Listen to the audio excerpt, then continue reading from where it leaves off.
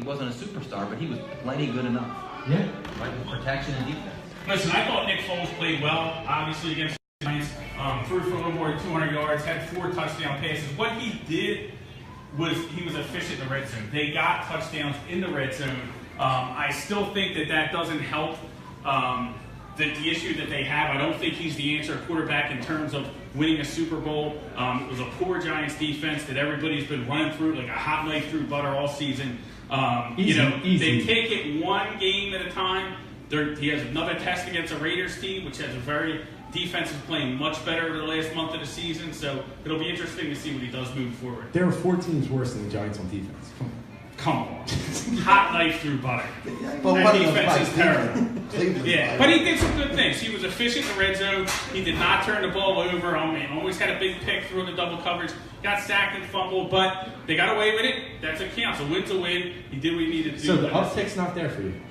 No, I mean, I know who Nick Foles is. He's been in the league 5 years. I don't need Sunday to tell me anything about Nick Foles. But you didn't know 4 touchdowns, 250 was coming. I mean, I didn't predict the exact same thing, but I predicted them to win. True. I just don't think you're giving Nick as much credit as he should get. I think I'm giving him the credit that he earns. 250 plus 4. You He might know, earn a against little the more. Giants defense. You know, we'll see as things go on. Unfortunately for the Eagles, and you know, I want them to win every game. Obviously, I want them to win the Super Bowl, but they're not going to face the Giants in the playoffs, and that's the reality of the situation. They're in the playoffs. They're going to play Carolina's defense. They're going to play, you know, a lot tougher defenses in Minnesota. That he's not going to be able to get away with those things. He'll have to do some things different on offense, and the defense is going to have to step up tenfold in the playoffs. Well, let me ask you guys this one question, because I think it's starting to wear on me a little bit. It worked with Carson, but I don't know if it works now. I'm tired of seeing 4 running backs get about the fair share of the ball. I just don't think you can win that way in the playoffs. I think we need to rely on one running back to be, you know, the workhorse. And they did it again this week. Ajayi was going off. I think he averaged about 10 yards a carry. What did he see? 6 or 7, 8 maybe total.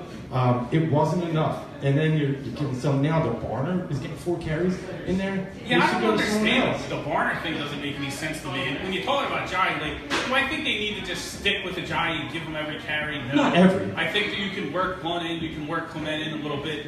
But Ajayi, I mean, what he's doing is so impressive. It's like he hits the hole, you think it's a 3-yard gain, and he gets 8.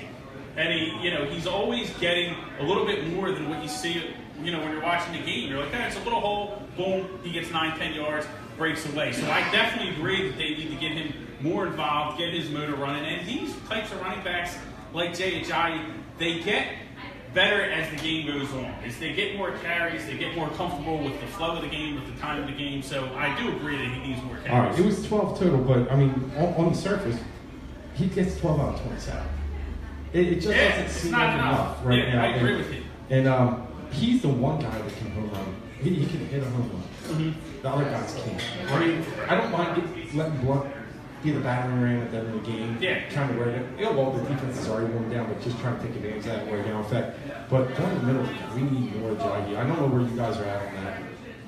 You know, I don't know if I can answer that question exactly, but I know when you watch the game, Ajayi's clearly the most impressive running back. Yeah. Right, so there's no question about that. But on the other side of it, you know, Barner had maybe 3-4 touches. He ripped off, I think, like a 10-yard run, got a first down in the middle of that game. So in a way, I think the way they're flexing these running backs is another form of misdirection, formations, ways to keep the defense honest and off balance. So if that's working, I don't necessarily need to see Ajayi 20 times, but I do think he's the best running back on the team. But how do you get a rhythm?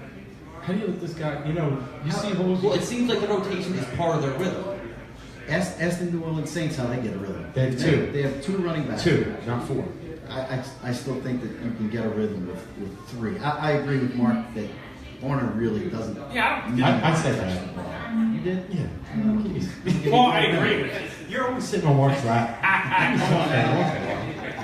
Put that on video. Watch out. Yeah. Watch out. You like saying that, you know. But you know, it's so the 4-back thing is kind of head scratching. Like Chris said, maybe they're trying to fool the defense with Barner. I don't get it. I don't know how that fools anybody, but 3 running backs. Well, I think it fools them because if Barner's in the game, they probably don't think they're going to hand it off. It's just for one quarter, right? It's going to be a swing pass, or it's going to be like a pass protection, and they hand it off, and he rips one down the line for 10. They didn't do it. They didn't do it again. They didn't keep going back to that well. True. But I'm just saying, I think something to the rotation is part of how this offense gets into a rhythm. I agree that maybe an individual running back may not get into a rhythm, but when they're 12-2, and I see how well Jai's playing, I'm just not convinced he necessarily needs to get the ball more, but I agree he's the best running back. It is interesting though. Like I've never seen a team where so many people get the ball, where it gets spread around so much. And that goes into your point is that maybe they are doing it so they don't develop tendencies and patterns for the defense to pick up on. Because you can even look at the receivers.